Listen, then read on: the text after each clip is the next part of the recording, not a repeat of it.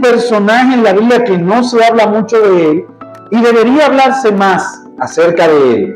Así que vamos a hablar acerca de alguien que va a tener una enseñanza interesante con la vida de él para cada uno de nosotros. Vamos a orar para abrir la palabra de Dios. Oremos. Padre, te damos las gracias porque nos das este privilegio, Señor, de estar aquí en tu casa, de estar aquí en tu presencia, de estar aquí en este momento en que venimos a encontrarnos contigo, Señor. Cada corazón aquí tiene una necesidad, tiene varias necesidades, pero tu Espíritu Santo está con nosotros, Señor. Y todo lo que vamos a hacer es para que cada uno de nosotros salga saciado de esa necesidad que sientes. Amén. En el nombre de Jesús, amén. Nos vamos a ir al libro de Hechos capítulo 15, versículo del 33 en adelante. Vamos a leer del 36 al 39. Hechos capítulo 15, 36 al 39. Después de algunos días, Pablo dijo a Bernabé: volvamos a visitar los hermanos en todas las ciudades en que hemos anunciado la palabra del Señor para ver cómo están. Ustedes saben que Pablo era eminentemente misionero, ¿verdad que sí? Y hacía varios viajes, recorridos en muchas ciudades. Ahora no es como en ese tiempo, sino que Pablo se iba a diferentes ciudades, ¿verdad? Y era como países ahora y andaba mucho. Había terminado el primer viaje misionero y les dijo, y es algo que me encanta de Pablo, dicho sea de paso, después de Jesús, para mí ese es mi personaje favorito en la Biblia, Pablo, especialmente por la manera de escribir. Pero Pablo era preocupado por las personas que se convertían a través de su ministerio. Y es algo que tenemos que tener en cuenta. Pablo no solo iba y la gente se bautizaba, sino que vemos que Pablo les mandaba cartas, les daba vueltas, les decía hijitos y se mantenía como con ese cuidado paternal.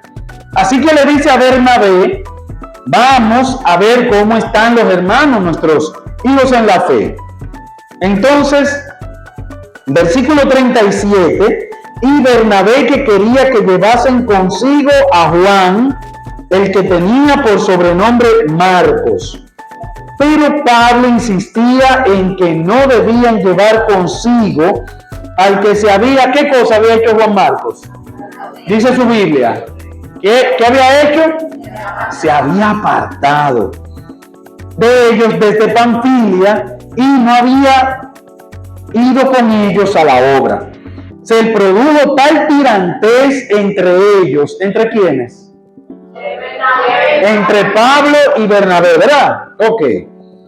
Entre ellos que se separaron el uno del otro. Bernabé tomó a Marcos y se embarcó rumbo a Chipre. Y Pablo, escogiendo a Silas, salió encomendado por los hermanos a la gracia del Señor.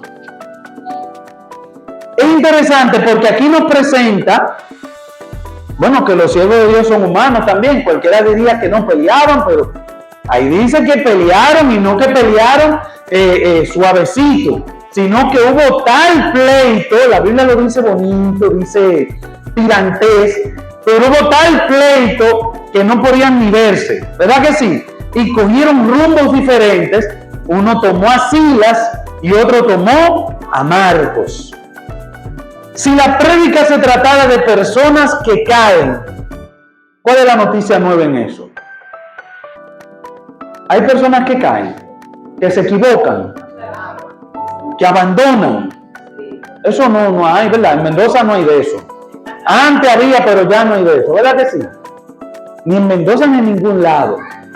Ahora, aquí vemos en el apóstol Pablo y Bernabé que hay dos actitudes para cuando las personas caen. Hay uno que fue Pablo que dijo, ¿qué cosa? ¿Qué dijo Pablo? No. Ya él me abandonó una vez y después ¿qué vamos a hacer, Valentín? No, o por acá. Y yo no sé cuál de ustedes haría lo mismo que Pablo. Yo sí. Me falló. Ah, no, pero ¿qué vamos a hacer? Voy a confiar de nuevo en él, que me falló, que me dejó atrás, que me dejó en algún problema. O le voy a dar otra oportunidad como Bernabé. Es interesante, porque esas dos actitudes van a mediar en lo que es la vida de esta persona. Vamos a hablar acerca de ese joven, Juan Marcos, y si nos vamos al capítulo 12 de el mismo Hechos, lo vamos a conocer mejor.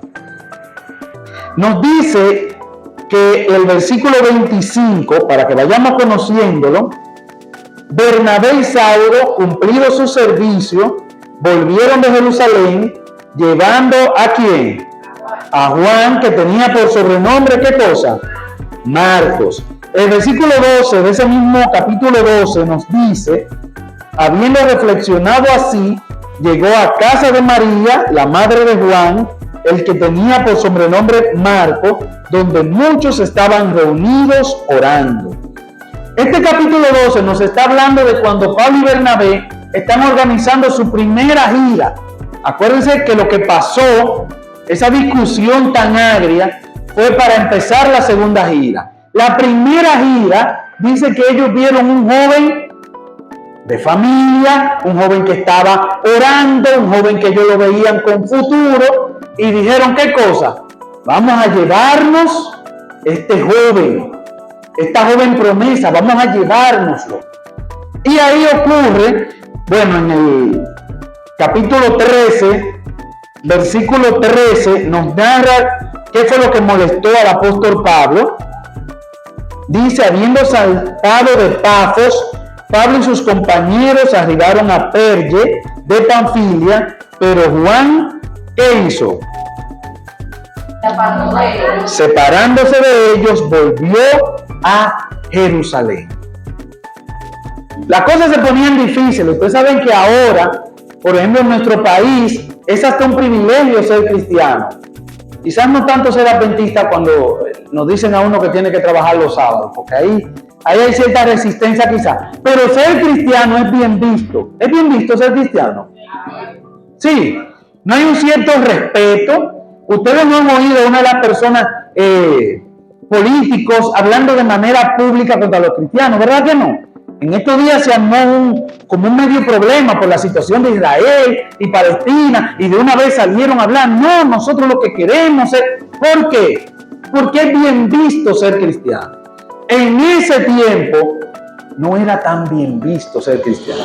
Incluso ese nombre que usamos hoy de cristiano no fue un nombre bonito que nos pusieron, fue un nombre despectivo.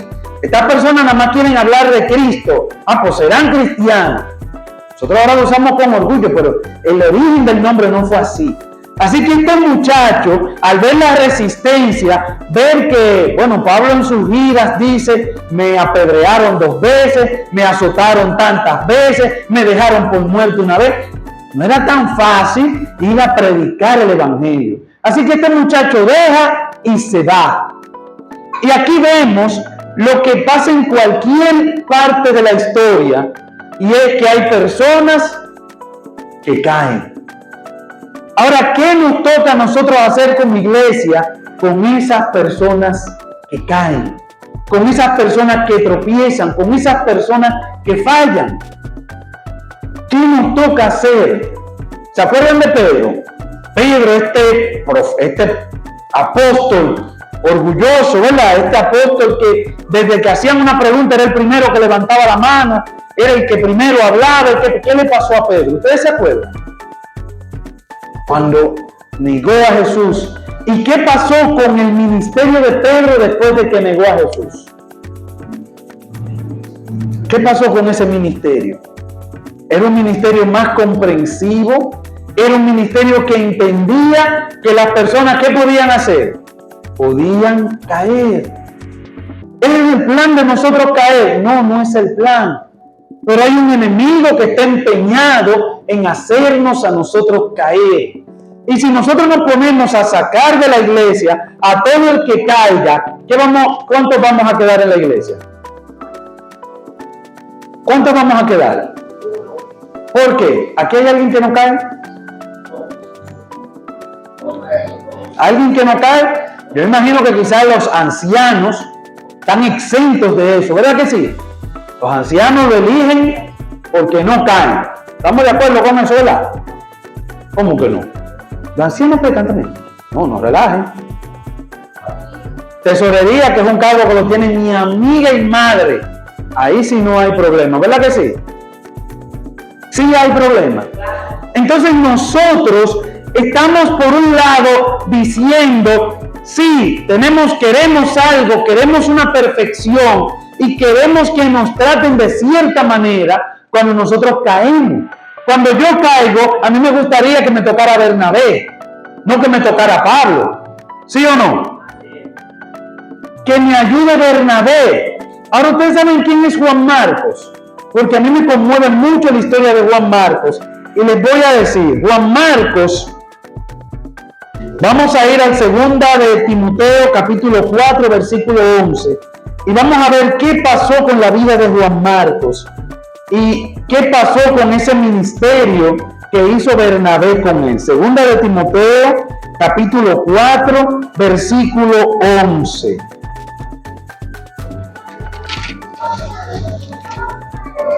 Oigan lo que dice el apóstol Pablo acerca de él. Solo Lucas está conmigo. Toma ¿a quién? A Marcos y tráele contigo. ¿Por qué? Porque me es útil en el ministerio. ¿Qué fue lo que hizo Bernabé con Marcos? Pero que le dio una oportunidad. No todos vamos en el mismo lugar en la vida cristiana. No todos tenemos la misma relación con Jesús. No todos hemos tropezado. Quizás mi tropiezo ha sido privado y ya lo que a ti te pasó en público, a mí me pasó en privado y yo ahora me levanto por encima por al lado tuyo y te paso. Ah, no, ya yo soy perfecto. Pero tú no viste cuando yo tropecé. Le voy a decir a los hijos algo que quizás los padres no quieran que les diga. ¿Ustedes saben por qué los padres saben mucho? Adivinen. Adivinen, quítensela ahora. ¿Por qué? Señores, porque hicieron lo que nosotros estamos preguntando, ellos lo hicieron. Y cuando ellos te dicen, no haga eso, no es porque ellos creen que va a pasar algo, es que metieron la pata y aprendieron. Y tristemente nosotros aprendemos metiendo la pata. Entonces cuando yo caigo es que yo veo, entonces yo descubro, Señor, pero si yo estoy en tu iglesia, ¿por qué es que me pasa esto? Ah, bueno, me pasa porque no estoy teniendo una relación personal con Jesús. Ay, entonces me pongo a tener una relación personal con Jesús. Me pasa porque nada más quiero estar estudiando la Biblia y no salgo a compartir la Biblia. Me pasa porque no estoy yendo a tu iglesia y voy descubriendo cosas, voy caminando con Cristo y eso me va ayudando a crecer. Pero cuando usted no tiene un hermano mayor que lo agarra y le ayuda, ¿quién va a ser que va a tropezar? Va a ser usted. Mi niñita mayor, mi esposa le enseñó a leer y ahora ella le toca la segunda, pero ella le ha enseñado cositas a la segunda. Ya cuando la segunda le toque aprender, ¿ustedes creen que le va a ser más fácil o más difícil que la primera? Le va a ser más fácil. Una, porque la mamá va a haber aprendido cosas, ¿verdad que sí? Ya ensayó y va a ir aprendiendo cosas que le va a hacer con la segunda. Pero también, ¿por qué? Porque la otra le está ayudando. Muchas veces nosotros hemos cometido errores porque nos han dejado solos en este camino. Nadie se ha ido a preocupar por nosotros, nadie nos ha visto. Nada más nos ven, Juan abandonó el camino de la predicación y fue y se sentó por ahí. Y nadie fue y se sentó. ¿Qué pasó? Ustedes saben que hay personas que dejan de ir a la iglesia porque no tienen un par de zapatos y les da vergüenza. ¿Ustedes sabían eso? Hay personas que dejan de ir a la iglesia porque llegó el día de su cumpleaños y nadie se acordó y nadie lo felicitó. Y ustedes dirán, oye, pero qué disparate, uno va a la iglesia a encontrarse con Dios, uno no puede hacer caso de esas cosas. Ajá. Y ese corazoncito que uno tiene, que uno se creyó lo que le dijeron, que todos somos hermanos, que todos nos importamos uno a otro, y de repente me siento solo. ¿Cómo me siento con eso? Entonces imagínese que cuando usted se sienta así, alguien vaya y le dé un abrazo y le diga, te extrañé el sábado. ¿Por qué no fuiste? ¿Qué usted cree que va a hacer esa persona? Señores, va a venir. Olvídese del mundo, va a venir. Porque alguien lo extrañó. Yo recuerdo una vez cuando me operaron la pierna, estaba pasando por una situación emocional difícil. Porque usted pasar de ser independiente a que todo se lo den, a que todo se lo haga, a que usted no pueda pararse para nada. Y recuerdo que en la iglesia hicieron una semana, una santa cena. Y alguien fue y me llevó esa santa cena. Señores, no es la primera santa cena que yo he tomado, ni es la última. Pero esa santa cena fue especial. Porque me hizo sentir parte de. Miren que la tomé solo con un diácono y un anciano. No estaba la iglesia, pero yo me sentí que era parte de ¿qué? De la iglesia. ¿Por qué? Porque se acordaron, porque alguien tuvo ese ministerio de Bernabé y pensó, fulano no vino, vamos a llevárselo. Vamos a hacerle entender. Y nosotros no estamos para ver lo que los otros están haciendo como policías. Señor, hay un Dios que todo lo ve. ¿Ustedes sabían eso? Y Dios todo lo sabe. Nosotros a veces creemos que Dios se le va el pecado que hace el hermano. Y déjame acordarle a Dios que fulano lo vi haciendo esto. Déjame acordarle a Dios que fulano hizo esto en sábado. Mi hermano. ¿Y quién dijo que a nosotros nos toca eso? ¿Quién le dijo a usted eso? El Señor quiere que nosotros nos amemos. ¿Qué significa eso? Que nos, ¿qué cosa? Amemos. Cuando alguien que usted ama está haciendo algo que usted sabe que está mal, ¿qué usted hace? Aparte de orar, ¿qué usted hace? ¿Aconseja? Hay momentos que ya los consejos no valen. ¿Qué usted hace? Hay personas que yo amo y que yo les he dicho, lo que sea que tú hagas, acuérdate que yo voy a estar aquí. Yo sé que tú vas a ir caminando y vas a tomar tus decisiones y las decisiones que tú vas a tomar no me van a gustar, pero yo voy a estar aquí. Y de cuando en cuando llamo, acuérdate, ¿qué cosa? Que yo estoy aquí. Cuando nosotros vamos de camino hacia allá, hacia ese derrotero, hacia hundirnos, a cuando nos están presentando todas las sirenas y toda la cosa se ve bonita, uno no escucha consejos, señores, olvídense del mundo. Y el que no aconseja, bueno, por ahí hay un señor famoso que dice que el que quiera perder su tiempo, ¿qué cosa? Que lo aconseje. Miren cómo cayeron toditos. Miren cómo cayeron. Yo ni nada voy a decir. Seguimos ahorita en eso. Pero siempre nos hemos encontrado personas así, que uno va y le dice y hasta se ponen enemigos de uno. Pero error nosotros ponernos enemigos de ellos, porque tenemos que recordar, y mire, quiero que se graben esto en la mente y que nunca se les olvide, nuestra lucha es contra ¿qué cosa? ¿Contra qué? Y no es contra qué. ¿Ustedes vieron bien? La lucha no es contra sangre y carne, sino contra ¿qué? Contra principado y potestad. Significa que si Valentín me hace algo, mi lucha no es con quién, con Valentín, sino con lo que motivó a Valentín a hacerme algo. Pero Valentín va a seguir siendo mi hermano a pesar de lo que haga. ¿Me siguen? Y cuando yo lo vea, que yo estoy en una situación vulnerable, que lo pueda ayudar, que me va a escuchar, ¿qué yo voy a hacer? voy a ir y lo voy a rescatar y lo voy a cubrir y lo voy a tapar y lo voy a levantar y va a seguir adelante conmigo al reino de los cielos. ¿Me siguen? Yo no soy llamado a ser policía de nadie. Yo no soy llamado a velar de mi hermano. El velar de mi hermano no es yo estar fiscalizándolo y ir a la junta y decirle: mira lo que hizo fulano, ven a ver. Y vamos a reunir. ¡Wow! Eso lo conseguimos en cualquier lado. Cualquier lado por allá afuera conseguimos eso. Nosotros somos diferentes. Nosotros somos diferentes. Jesús no nos eligió porque éramos buenos. Mala noticia para algunos que creen que sí. Jesús nos eligió a pesar de cómo somos nosotros. Y nos amó a pesar de cómo somos nosotros. Y nos perdona a pesar de cómo somos nosotros. Y nos va a redimir a pesar de cómo somos nosotros.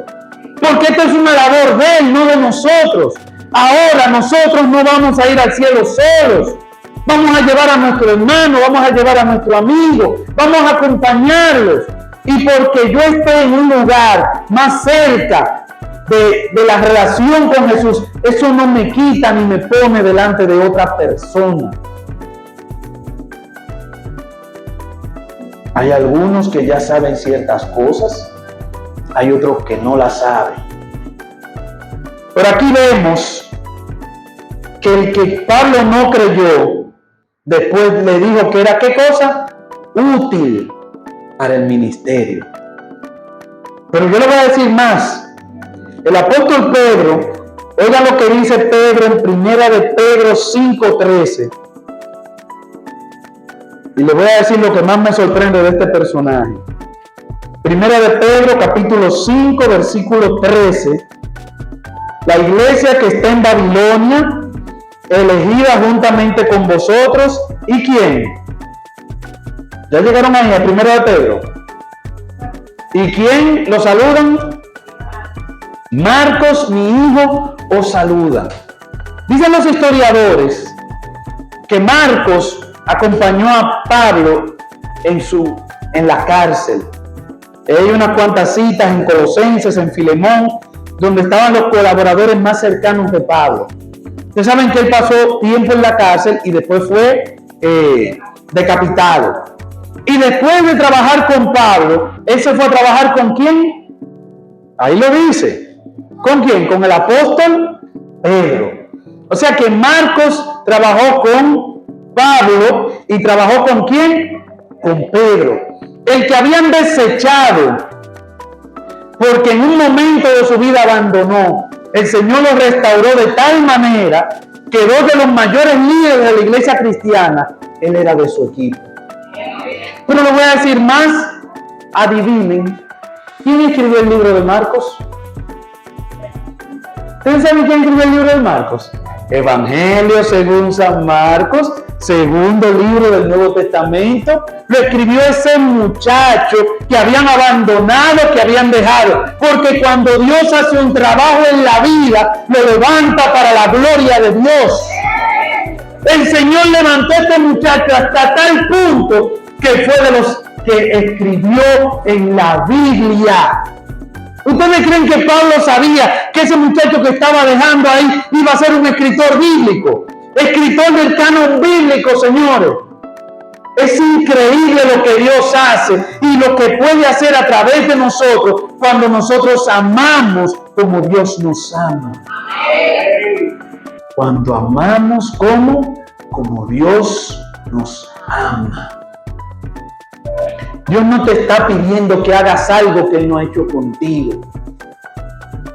Cuando volvamos a donde Dios, Dios no pregunta qué hiciste, por qué te fuiste, qué hiciste durante lo que estuviste allá. Dios te recibe con los brazos abiertos, te abraza, te limpia y te lleva cargadito hacia el redil y te deposita ahí. Y si Dios hizo eso con nosotros, ¿qué debemos hacer con nuestros hermanos? Cuando lo vemos tropezando, cuando lo vemos que caen, cuando lo vemos débiles.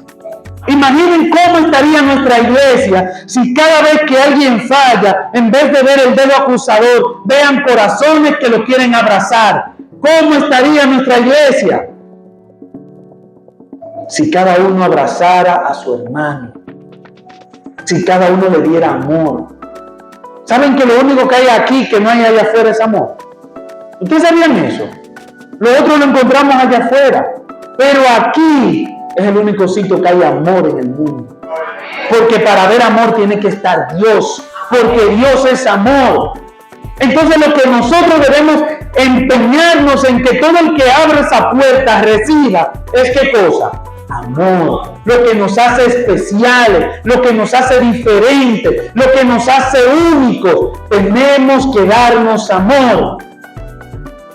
Y vamos a ver cómo personas que hoy pensamos que están rechazados, desahuciados, vamos a ver cómo el poder de Dios lo va a transformar y lo va a levantar. Quiero leer lo que les dice el comentario bíblico acerca de esta historia. Este versículo revela que Marcos, un hombre que Pablo pensó antes que había fracasado, desempeñó un ministerio de éxito. Y también revela el espíritu magnánimo del apóstol, que no quedó resentido con Marcos debido a su fracaso anterior.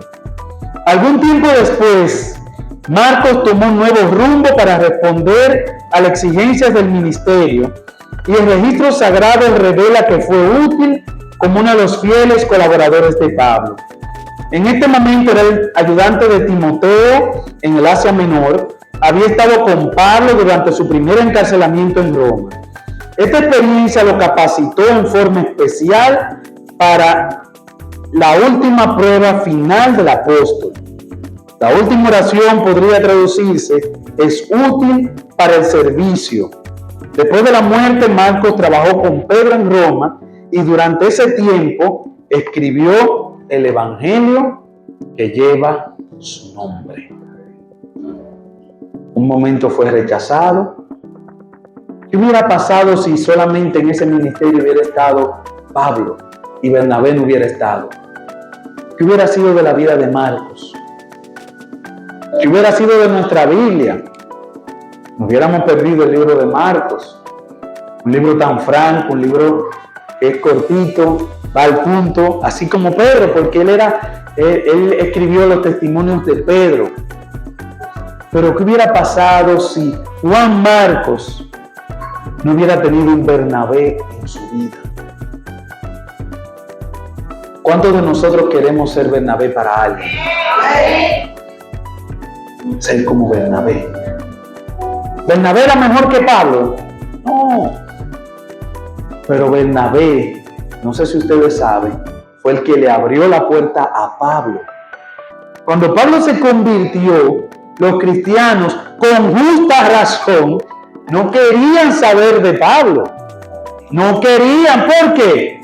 Los cristianos decían, eso es un truco nuevo para saber dónde estamos nosotros, para encontrarnos y hacer qué cosa. Porque no era fácil, el pajarito no era fácil. Y quien abrió la puerta y le dijo, ven, que este se convirtió de verdad. ¿Ustedes saben quién fue? Bernabé. Quizás no era tan elocuente como Pablo, quizás no estaba tan instruido como Pablo, pero el amor de Dios estaba en él. Y cuando el amor de Dios está en ti, tú tratas con amor a los demás. ¿Qué es lo que necesitamos en este mundo? No es más instrucción, no es más conocimiento, no es más cosas, no es malo. Pero lo que más necesita el mundo es personas que amen como Dios los ama y que demos eso a los demás. ¿Cuántos quieren hacer ese ministerio de Bernabé?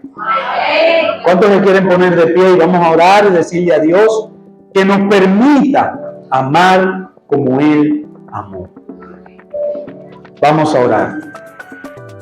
Padre, gracias porque estamos en tu presencia, Señor. Gracias por tu palabra, porque nos instruye, porque nos guía y nos enseña, Señor. Gracias por tu amor, un amor inmerecido, un amor que no debió ser, pero que tú te dignas en amarnos como somos, Señor.